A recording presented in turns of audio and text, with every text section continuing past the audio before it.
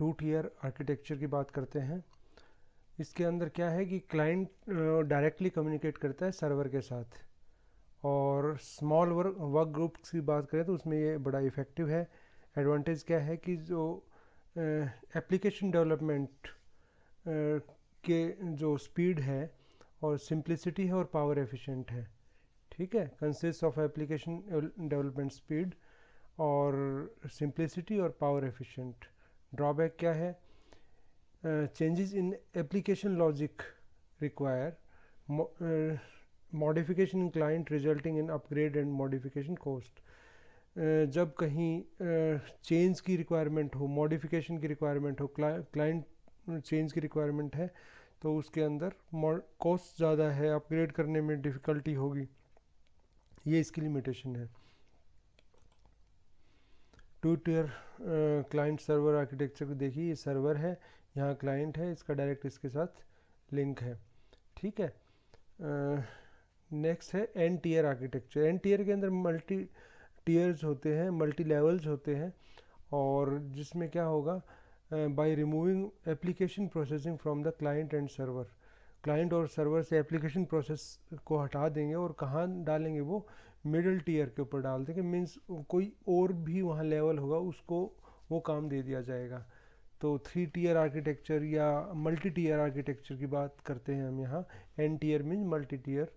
और एडवांटेज क्या है? Improved network performance, because application processing decrease हो जाएगी तो परफॉर्मेंस इंक्रीज़ होगी। और ड्रॉबैक क्या है? मोर नेटवर्क ट्रैफिक की रिक्वायरमेंट होगी, ज़्यादा नेटवर्क ट्रैफिक होगा, और testing software is difficult, software testing भी डिफ़िकल्ट हो जाएगी। यहाँ देखिए सर्वर है, ये ब्राउज़र, वेब ब्राउज़र।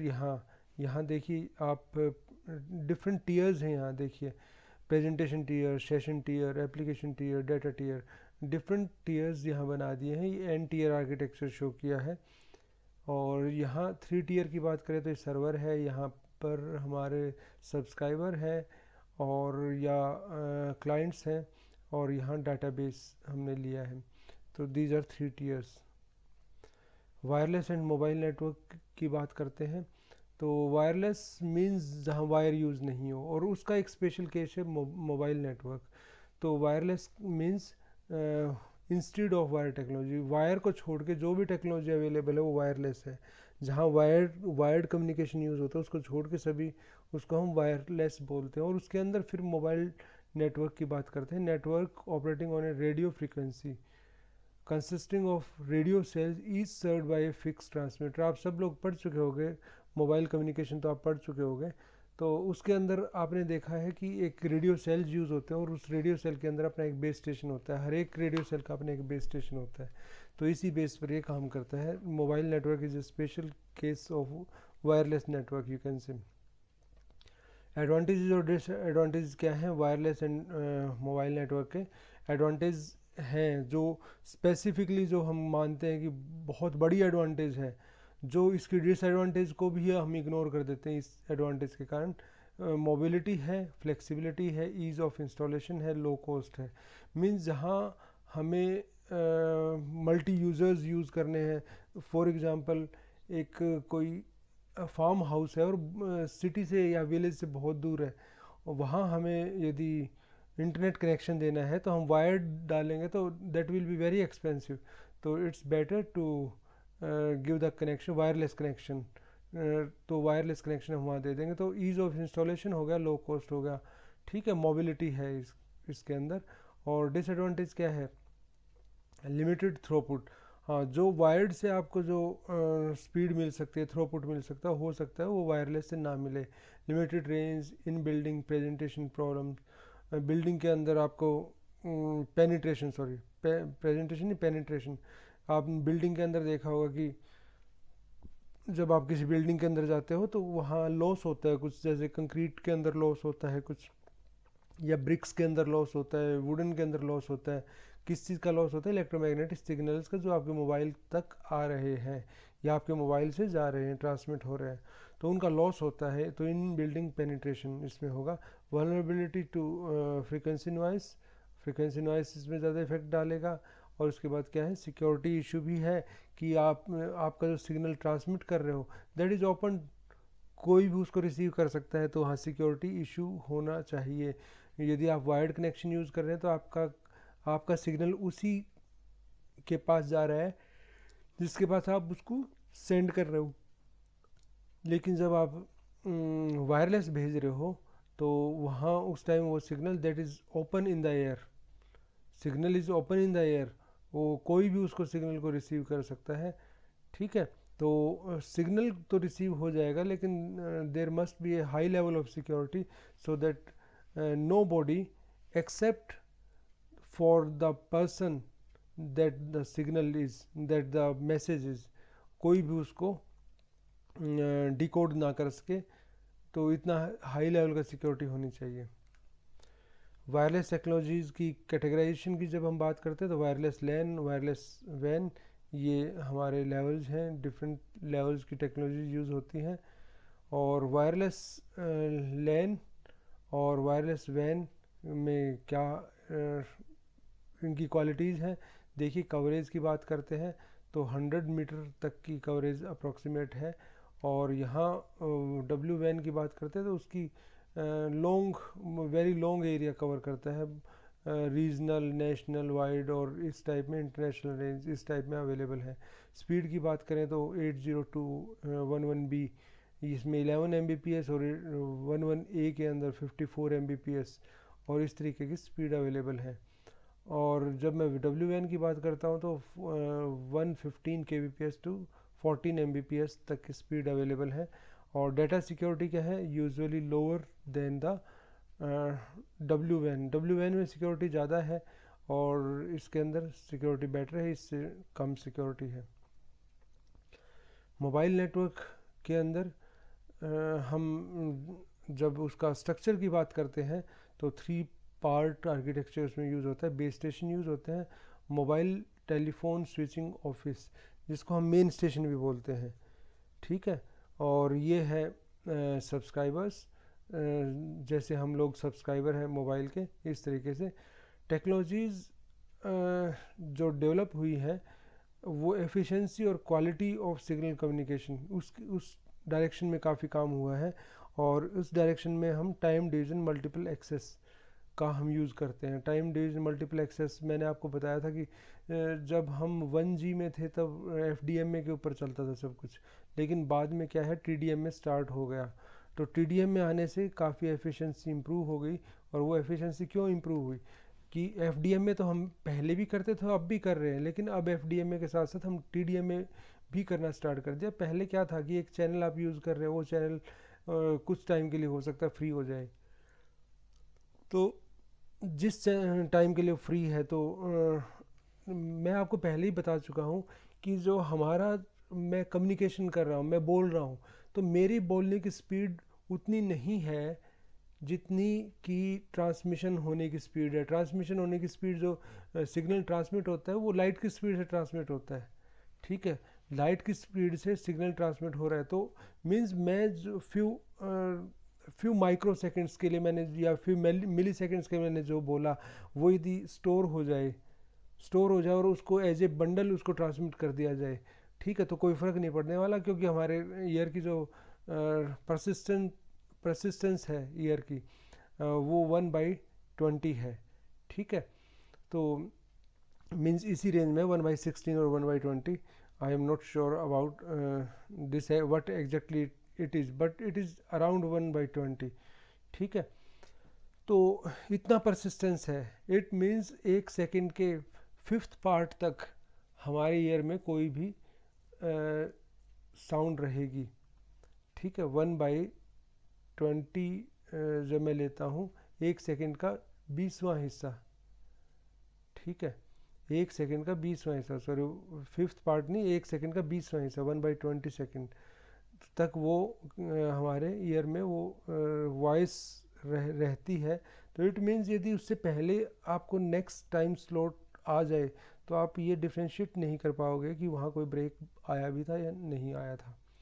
ठीक है, तो हम क्या करते हैं कि टाइम डिवीज़न हर एक सब्सक्राइबर के डिफरेंट टाइम स्लॉट्स दे देते हैं, और वो टाइम स्लॉट इतने इतने स्मॉल होते हैं कि हो सकता है विद इन ए सेकेंड उनकी 2-3 टाइम्स टर्न आ जाए, 2-3 बार उनकी टर्न आ जाए, इतने कम शॉर्ट टाइम स्लॉट्स होते हैं। तो इट मीन्स क्या है कि जब उसके ऊपर सिर्फ एक ही सब्सक्राइबर ट्रांसमिट कर रहा था, तो that channel was not being used fully, उसको फुल्ली यूज़ नहीं किया जा रहा था। लेकिन जब उसके ऊपर अब सब्सक्राइबर बढ़ा दिए, टाइम डिवीजन मल्टीपल एक्सेस का यूज़ करके सब्सक्राइबर इंक्रीज़ कर दिए, तो इट मीन्स उसका यूटिलाइजेशन, उसकी एफिशिएंसी इंक्रीज़ हो जाएगी। कोड डिवीजन मल्टीपल एक्सेस क्या है? उसके अंदर सेम टाइम पर मल्टीपल यूज़र ट्रांसमिट कर सकते हैं, लेकिन उनका कोड डिफरेंट होगा, डिफरेंट कोड होगा, डिफरेंट कोड पर वो ट्रांसमिट करेंगे। ये देखिए MTSO है यहाँ, उसके बाद ग्लोबल फ़ोन नेटवर्क और रीजनल फ़ोन नेटवर्क, ये इनसे जुड़ा होता है। जैसे आपके जो मेन एक्सचेंजेस होते हैं उनके साथ जुड़ा होता है। ये MTSO है और ये बेस स्टेशन है, और उसके बाद ये सब्सक्राइबर है। सब्सक्राइबर के बाद यहाँ पर डिफरेंट फ़ोन्स, डिफरेंट ऑप्शंस हो सकते हैं। कार फ़ोन हो गया, हैंड हेल्ड फ़ोन हो गया, नोटबुक्स हो गया, PDA पेन बेस्ड कंप्यूटर, उसके बाद पाम टॉप्स हैं, मतलब डिफरेंट टाइप के यहाँ पर ऑप्शंस अवेलेबल हैं। एज ए सब्सक्राइबर आप इनमें से कुछ भी यूज़ कर सकते हैं। टेक्निक्स क्या है वायरलेस सिक्योरिटी के लिए? वायरलेस, जब आप, मैं पहले भी बताया था कि जब आप वायरलेस पर काम कर रहे हैं तो there is big security issue बहुत रहता है। तो वहाँ पर सिक्योरिटी के बारे में हमें सोचना पड़ेगा, और there are many ways which are used for the security in wireless communication. और SSID, WEP, EAP, WPA2, ये कुछ आपने देखे होंगे। जब आप हॉटस्पॉट बनाते हैं अपने मोबाइल को, उस टाइम ये इस टाइप की टर्म्स आती हैं कि वहाँ आप कोड क्या देना चाहते हो, तो वहाँ ये सिक्योरिटी का एग्जांपल दे रहा हूँ मैं, उस टाइप की सिक्योरिटी वहाँ यूज़ होती है। कन्वर्जेंस क्या होता है कि आपने वॉइस, वीडियो, डाटा सबको कन्वर्ज कर दिया एक जगह पर मल्टीमीडिया इंफॉर्मेशन के लिए, और वहाँ एक जगह कन्वर्ज कर दिया, मीन्स सेम कनेक्शन में आप वॉइस भी यूज़ कर रहे हैं, वीडियो भी यूज़ कर रहे हैं, डाटा भी यूज़ करते हैं, आप हर चीज़ यूज़ कर रहे हैं वहाँ। ये कैसे पॉसिबल हुआ? टेक्नोलॉजिकल इनोवेशन के कारण। अब इम्प्रूव होती जा रही है, सिस्टम तो इम्प्रूव हो ही रहा है। आज आप स्टूडेंट हैं, आपकी एज अराउंड 20-21 के अराउंड रही होगी इस टाइम सभी की। तो आप 10 इयर्स बैक जाके देखिए, 10 ईयर के जब आप थे, उस टाइम जो मोबाइल्स अवेलेबल थे और आज के टाइम में जो मोबाइल्स अवेलेबल है, मोबाइल फैसिलिटीज़ अवेलेबल हैं, उसमें और आज में तो बहुत डिफरेंस है। हम तो 20 ईयर बैक जाके देखते हैं, 20 ईयर बैक में तो कुछ था ही नहीं, मीन्स हार्डली मोबाइल, बहुत रेयर। यदि मैं अपने हिसार सिटी की बात करता हूँ, तो मेरे हिसार सिटी में हार्डली हो सकता है 10-15 बंदों के पास, या 20-100, मैक्सिमम 100 पीपल के पास, पर्सनस के पास मोबाइल फ़ोन्स रहे होंगे उस टाइम। तो there is rapid change in mobile communication and the specifically I should say in the electronic communication. उसमें बहुत रैपिडली चेंज हुआ है। Changes in market structure, market का जो स्ट्रक्चर है वो भी रिस्पॉन्सिबल है इसके लिए। और रेगुलेटरी रिफॉर्म्स, जो हमारे रूल एंड रेगुलेशन, जो लॉज टाइम टू टाइम उनको चेंज किया जा रहा है, वो भी इसमें हेल्पफुल है। जैसे उस टाइम मैं बात करता हूँ, आज से अराउंड 18 ईयर के पहले की बात करता हूँ, तो उस टाइम आउट गोइंग की भी कॉस्ट होती थी, इनकमिंग की भी कॉस्ट होती थी, और कॉस्ट इतनी हाई थी कि 1 मिनट के चार्जेस 5 रुपीज़ 6 रुपीज़ 1 मिनट बात करने के, ठीक है। और रिसीविंग की कॉल जो कॉस्ट होती है वो 2 रुपीज़ पर मिनट, 2 रुपये पर मिनट। मुझे आज भी याद है 2002 के अंदर नवंबर में BSNL ने अपना लॉन्च किया था, अक्टूबर नवंबर की बात है, तब लॉन्च किया था अपना मोबाइल फ़ोन, मोबाइल आप कह सकते हैं। उस टाइम उन्होंने मोबाइल सर्विसेज उस टाइम लॉन्च की थी, और उस टाइम उन्होंने फर्स्ट टाइम ये किया था कि उसके अंदर जो इनकमिंग कॉल्स फ्री थी, ठीक है, वो फर्स्ट टाइम ऐसा हुआ था। तो उसके बाद फिर एक रिवॉल्यूशन आया, उसके बाद फिर कॉल चीप होती गई, चीपर चीपर होती गई, ठीक है। तो टाइम टू टाइम रिफॉर्म्स होते रहे हैं, और रिफॉर्म्स होने के कारण ही क्या है कि जो कॉस्ट वगैरह है जो वो भी लिमिटेड हो गई। एप्लीकेशन क्या है, ई कॉमर्स के अंदर है, और उसके बाद क्या है कि आपको जो एंटरटेनमेंट के ऑप्शंस भी हैं वो भी बहुत मिलते हैं यदि इसके अंदर चेंज हुआ है तो। एक आज से 10 ईयर पहले की बात करें तो वीडियोज़ इतना आप फ्रिक्वेंटली नहीं देख पाते थे इंटरनेट का यूज़ करके, बिकॉज इंटरनेट बहुत ज़्यादा डाटा कंज्यूम करता है यदि आप वीडियोज़ देखते हैं तो इंटरनेट के का यूज़ करके। तो उसके बाद क्या हुआ कि जैसे जैसे इम्प्रूवमेंट हुआ, चीज़ें इम्प्रूव हुई, तो एंटरटेनमेंट ऑप्शन भी आपके बेटर है। पहले आप कोशिश किया करते हैं ये मूवी मिल जाए इसको स्टोर कर लिया, ये मूवी मिल जाए इसको स्टोर कर लिया। अब आपको ये लगता है कि मेमोरी क्यों वेस्ट की जाए, क्यों हम अपनी मेमोरी को वेस्ट करें, मोबाइल फ़ोन की मेमोरी को वेस्ट करें। डाटा ऑलमोस्ट फ्री है, मीन्स पर डे पैकेज तो है वहाँ कुछ, लेकिन यदि उस पर डे पैकेज के अंदर आप जितना यूज़ कर रहे हैं, अब तो ये आप सोच लो कि लॉकडाउन का टाइम चल रहा है, इसलिए आपको ऑनलाइन ही क्लासेस वगैरह लेते हैं। अदरवाइज यदि ऑनलाइन क्लासेस वगैरह ना हो, ठीक है, तो आप इसको कहाँ यूज़ करते थे, कभी कुछ मूवी देख ली, कभी कोई सॉन्ग देख लिया, कभी कुछ देख लिया, कभी कुछ देख लिया। 2 GB data per day meal रहा है आपको, तो वो फिर आप इस तरीके से यूज़ करते थे, ठीक है। तो क्या हुआ कि एप्लीकेशन में जब हम आगे जाके बात करते हैं तो increased availability and affordability of the videos and computer conferencing के थ्रू तो हम आज पॉसिबल हो पा रहा है कि हम आपको टीच कर रहे हैं, ऑनलाइन टीच कर रहे हैं। कंज्यूमर प्रोडक्ट्स एंड सर्विसेज, उसके अंदर भी इनका यूज़ है, ठीक है, ये इसके एप्लीकेशंस हैं। अब आगे बात करते हैं wireless networks and associated applications. अब डेफिनेशन क्या है इसकी, तो वायरलेस कम्युनिकेशन क्या होता है जिसमें होमोजीनियस और हेट्रोजीनियस डिवाइसेस है। Homogeneous means same, heterogeneous means different devices हो सकती हैं। एक मोबाइल हो गया, एक लैपटॉप हो गया, ठीक है, ये एक कंप्यूटर हो गया, एक मोबाइल हो गया, या इंटरनेट ऑफ थिंग्स की बात करें तो एक स्मार्ट वॉशिंग मशीन हो गई, एक मोबाइल फ़ोन हो गया। इस तरीके से वायरलेस लिंक के थ्रू वो कम्युनिकेट करते हैं by following the some set of rules और प्रोटोकॉल्स। उसके थ्रू वो अपनी इंफॉर्मेशन शेयर करते हैं, इंफॉर्मेशन एक्सचेंज करते हैं।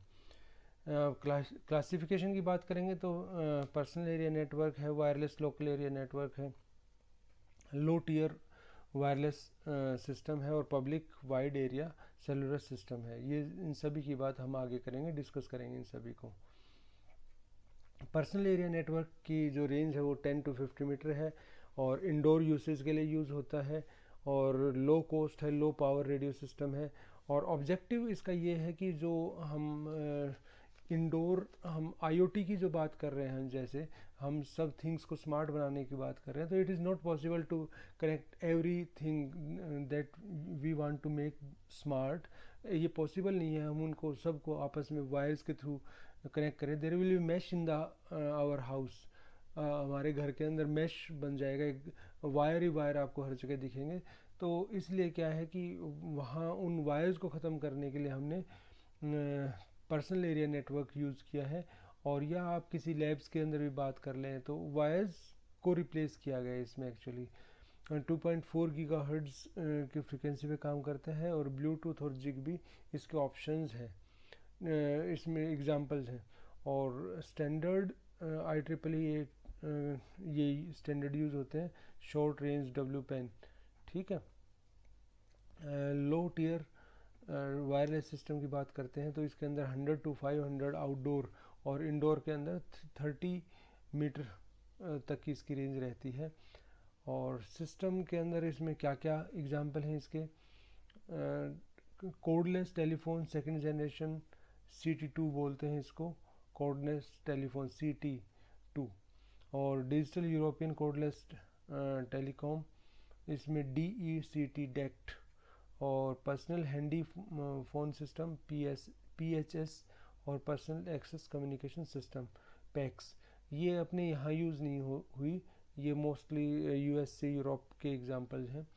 कोडलेस टेलीफोन सेकंड जनरेशन की जब बात करते हैं तो वायरलेस हैंडसेट यूज़ होता है। इसमें 100 मीटर आउटडोर रेंज है और इंडोर रेंज 30 मीटर के अराउंड है। और वॉइस कम्युनिकेशन के लिए यूज़ होता था, डाटा कम्युनिकेशन के लिए यूज़ नहीं हुआ यह कभी। और यूरोप और USA के अंदर ये यूज़ होता था। और डिजिटल डेक्ट की बात करते हैं, डिजिटल यूरोपियन कोडलेस टेलीकॉम, इस 1993 में डोमेस्टिक और कॉरपोरेट यूसेज के लिए डिज़ाइन किया था या डेवलप किया था। और सर्किट स्विच्ड वॉइस और डाटा दोनों को ही ये सपोर्ट करता है। 32 kbps बहुत कम स्पीड है वैसे। और 1900 मेगा हर्ट्ज पे काम करता है। 10 कैरियर्स यूज़ होते थे इसमें। और जो FDM में, TDM में TDD, टाइम डिवीज़न डुप्लेक्सिंग, ये चीज़ें यूज़ होती थी। और एनक्रिप्शन, इसमें साइफर कोड्स यूज़ होते थे। तो इसमें इसका इट मीन्स कि इसमें सिक्योर्ड डाटा होता था, साइफर से सिक्योर्ड डाटा होता था। PHS की बात करते हैं तो कोडलेस टेलीफोन है ये 1880 से लेके 1930 मेगाहर्ट्ज बैंड यूज़ करता है। और इसमें that is very similar to the cell phones, mobile phones की तरह कुछ था। वैसे कोडलेस टेलीफोन ही था लेकिन मोबाइल फ़ोन से मिलता जुलता था। इसके अंदर बहुत small area means 10 to 100 metre के कुछ एरियाज़ होते थे जिसके अंदर छोटे छोटे सेल होते थे। वो छोटे छोटे सेल जो यूज़ होते थे उसके अंदर क्या है कि फिर हैंड ओवर भी होता था उसमें, हैंड ऑफ बोलते हैं, हैंड ओवर बोलते हैं, तो वो भी होता था। तो जब फास्टली मूविंग कोई यूज़र है तो उसके लिए अच्छे नहीं है, उसके लिए सूटेबल नहीं है। स्लोली मूविंग जो बार बार अपनी जगह ना चेंज करे उनके लिए सूटेबल है। जापान में इसका GSM की जगह यूज़ होता था, के लिए डेवलप किया गया था ये, सॉरी। और 384 kbps पर ये डाटा ट्रांसफ़र कर सकता है।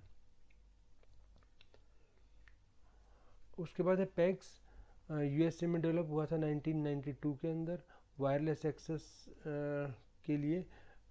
उसके अंदर क्या है, वॉइस, डाटा और वीडियो सर्विसेज इंडोर और आउटडोर माइक्रोसेल के अंदर यूज़ होता है। और रेंज है 500 मीटर के अराउंड। उसके बाद है public wide area wireless networks. इसके अंदर first generation wireless network, second generation wireless network जिसको हम सेलुलर नेटवर्क बोलते हैं, 2.5G, 3G, 4G, ये चीज़ तो आपने सुनी होगी। सेकंड जनरेशन से आपने सुना होगा, या 2.5G तो ज़रूर सुना होगा। 3G और 4G पर आप अभी हैं। 1G 1980 में डेवलप किया गया था। और इसके अंदर अनालॉग ट्रांसमिशन होता था, अनालॉग रेडियो ट्रांसमिशन होता था। उसके बाद की जो जनरेशन आई उनके अंदर डिजिटल सिग्नल यूज़ किया गया। लेकिन फर्स्टली जो डेवलप किया गया था वो अनालॉग सिग्नल ही ट्रांसमिट किया गया था, अनालॉग सिग्नल ही ट्रांसमिशन होता था। उसके बाद क्या है कि FM स्पीच ट्रांसमिशन होता था, अनालॉग FM स्पीच ट्रांसमिशन होता था। और स्पीच के अलावा डाटा उसमें यूज़ ही नहीं होता, डाटा को ट्रांसमिट ही नहीं करते। उसमें SMS की भी पॉसिबिलिटी नहीं थी, SMS भी पॉसिबल नहीं था। और FDM में जो है वो यूज़ किया गया था, मैं बार बार बोलता हूँ, FDM में यूज़ किया था उस टाइम, TDM में उसमें नहीं यूज़ होता था। और जो डाटा रेट्स 8 to 10 kbps, अब इसमें डाटा रेट्स उसमें जहाँ तक मैंने लिटरेचर पढ़ा है उसके अंदर डाटा ट्रांसमिशन उसमें पॉसिबल ही नहीं था। ठीक है। 2G के अंदर डाटा रेट जो है वो 9.6 kbps। ठीक है। और इसके अंदर जो voice communication, mobile data, internet services इनके लिए यूज़ किया गया। और TDM में CDM में इसके ऊपर बेस था। TDM में फर्स्ट टाइम यूज़ किया गया था इसके अंदर। और spectrum high radio system capacity and spectrum utilisation efficiency, better efficiency थी।